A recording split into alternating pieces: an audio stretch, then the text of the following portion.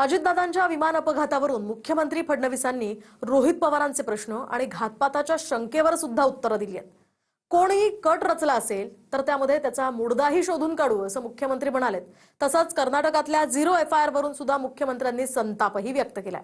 पाहूयात। आकाश पाताळ एक करू, पण या केसमध्ये जर कोणाचा घातपात असेल, कोणाचा बाप असला तरी त्याला खोदून काढू। कोणी कॉन्स्पिरसी करेल आणि आम्ही त्याला सोडून देऊ, त्याचा मुर्दाही खणून काढू, एवढं तुम्हाला मी आश्वस्त करतो।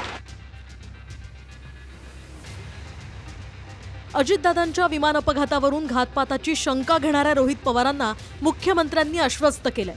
दादांच्या घातपाताचा कुणी कट रचला असेल तर आकाश पाताळ एक करणार आणि त्याचा मुर्दाही खणून काढणार असा आक्रमक पवित्रा मुख्यमंत्र्यांनी घेतला। मी तुम्हाला आश्वासित करतो, तुमच्या मनात शंका ठेवू नका। आकाश पाताळ एक करू, पण या केसमध्ये जर कोणाचा घातपात असेल, कोणाचा बाप असला तरी त्याला खोदून काढू, सहन नाही करणार। कदाचित तुमच्या तीव्रतेपेक्षा माझी तीव्रता कमी असू शकते, पण इतकी बोथट नाही आहे की अजितदादांच्या केसमध्ये कोणी कॉन्स्पिरसी करेल आणि आम्ही त्याला सोडून देऊ, त्याचा मुर्दाही खणून काढू, एवढं तुम्हाला मी आश्वस्त करतो। अजितदादांच्या विमान अपघातावरून महाराष्ट्रात गुन्हा दाखल झालेला नाही। रोहित पवारांनी मुंबई, बारामतीमध्ये सुद्धा गुन्हा दाखल करण्याचा प्रयत्न केला, पण गुन्हा दाखल न झाल्यानं त्यांनी कर्नाटकात 0 FIR ची नोंद केली। पण अशा प्रकारे FIR दाखल करण्याचा कर्नाटकला अधिकारच नाही। महाराष्ट्राची मानहानी करण्यासाठी कर्नाटकनं राजकीय दृष्टीनं प्रेरित 0 FIR केल्याचं सांगत मुख्यमंत्र्यांनी संताप व्यक्त केला। कर्नाटकामध्ये अध्यक्ष महोदय, अजितदादांचा FIR आता स्वीकारण्यात आलेला आहे।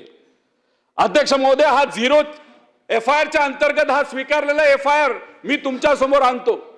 काल संध्याकाळी झालेला हा FIR हा आज सकाळी या राज्याचे, महाराष्ट्र राज्याचे DG कडे, त्या राज्य सरकारकडनं, त्या तिथं असणाऱ्या DG कडनं कर्नाटकाच्या हा इथं ऑनलाईन ट्रान्सफर करण्यात आलेला आहे।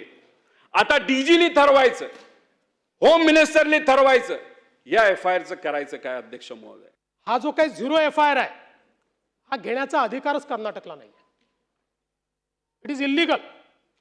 याचं कारण 0 FIR च्या संदर्भातला नियम असा आहे की ज्यावेळी विक्टिम FIR करण्याच्या परिस्थितीत नसेल, त्यावेळीच विक्टिमला 0 FIR करता येतो। कर्नाटकने जे काही केलेलं आहे तुमच्या मनात नसेल, पण हे कर्नाटकने राजकीय दृष्ट्या महाराष्ट्रामध्ये इन्व्हेस्टिगेशन नीट चाललेलं नाही, कुठेतरी इन्व्हेस्टिगेशन डिरेल करण्यात येत आहे, कुठल्या तरी दबावाखाली इन्व्हेस्टिगेशन चाललंय। अशा प्रकारे महाराष्ट्राची मानहानी व्हावी म्हणून कर्नाटकने हा रजिस्टर केलाय। मी राहुल गांधीजींना भेटलो। राहुल गांधीजींना भेटल्यानंतर तिथं डिटेलमध्ये चर्चा झाली। चर्चा होत असताना FIR हा महाराष्ट्रात घेतला जात नाही असं मी त्या ठिकाणी बोलून गेलो। ते बोलत असताना त्यांनी फक्त एवढंच सांगितलं होतं की जहाँ पे न्याय मिलेगा वहाँ पे जाके आप FIR करो। त्यांनी कुठल्याही राज्याचं नाव घेतलेलं नाही।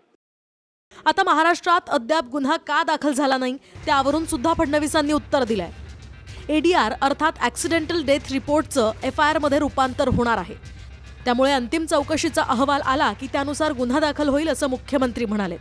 महाराष्ट्रासाठी नामुष्की आहे, या सरकारला नामुष्की आहे, इथं प्रशासनाला नामुष्की आहे। कारण शेवटी दादा एवढा मोठा नेता होता आणि ॲक्सिडेंटल डेथ रिपोर्ट नंतर कुणीही असेल, काही असेल तर कॉग्निझेबल ऑफेन्सच्या अंतर्गत तिथं FIR हा घ्यावा लागतो। हे सुप्रीम कोर्टचे त्या ठिकाणी निर्णय आहेत। आम्ही गवई साहेबांवर जेव्हा बूट फेकला गेला होता, तो फेकल्यानंतर काही लोकांना महाराष्ट्रात 0 FIR करायचं होतं, त्या व्यक्तीच्या विरोधात ज्यांनी बूट फेकला, पण महाराष्ट्रात परवानगी नाही मिळाली, पण कर्नाटकात ती परवानगी मिळाली। मग आम्ही म्हणलं की तिथं जो तो न्याय दिला जाऊ शकतो, तर मग दादांना सुद्धा न्याय तिथं मिळू शकतो। तिथं गेल्यानंतर मग आम्ही FIR करण्याचा प्रयत्न केला, यश आलं। तिथून DG कडनं आता महाराष्ट्राच्या DG कडे हा FIR तिथं आलेला, तो त्यांना स्वीकारावाच लागेल। आम्ही कुठेतरी त्यांच्यावर FIR होऊ नये किंवा तो ब्लॉक व्हावा हे का करणार आहे?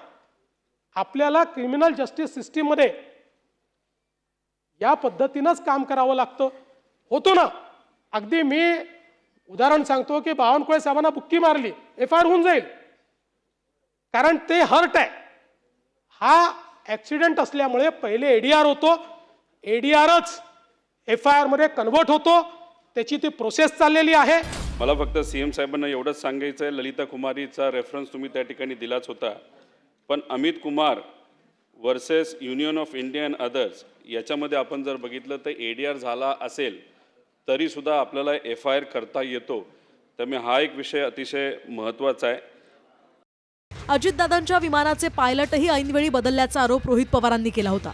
तर आधीचे पायलट राहुल ओबेरॉय यांनी पोटदुखी असल्यानं ड्युटी बदलून देण्याची मागणी केली. त्यानुसार रात्री 11:54 पायलट सुमित कपूर आणि को पायलट शांभवी पाठक यांच्या ड्युटीचं शेड्यूल लावण्यात आलं होतं, अशी माहितीही मुख्यमंत्र्यांनी यावेळी दिली आहे. पायलट राहुल ओबेरॉय यांनी त्यांचे पोट खराब असल्याने त्यांना सकाळच्या फ्लाईटऐवजी संध्याकाळचे लातूर जाणाऱ्या फ्लाईटवर ड्युटी देण्यात यावी असे सांगितल्याने VSR कंपनीच्या ऑपरेशन्स टीमने या दौऱ्यासाठी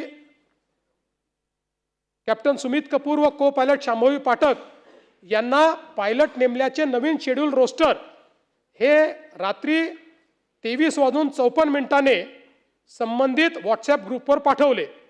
त्यामुळे ऐनवेळी कोणत्याही पायलटची नेमणूक करण्यात आलेली नव्हती, तर पुरेशा आधी व आदल्या रात्री पायलट सुमित कपूर व को पायलट शांभवी पाठक यांना नेमण्यात आले होते. अजितदादांच्या विमान अपघाताची चौकशी AAIB करतेय. त्याचा अंतिम अहवाल आलेला नाही, त्यामुळे अंतिम अहवालावरच गुन्ह्याची नोंद आणि CBI चौकशीचं ठरेल. Bureau report, TV9 Marathi, Mumbai.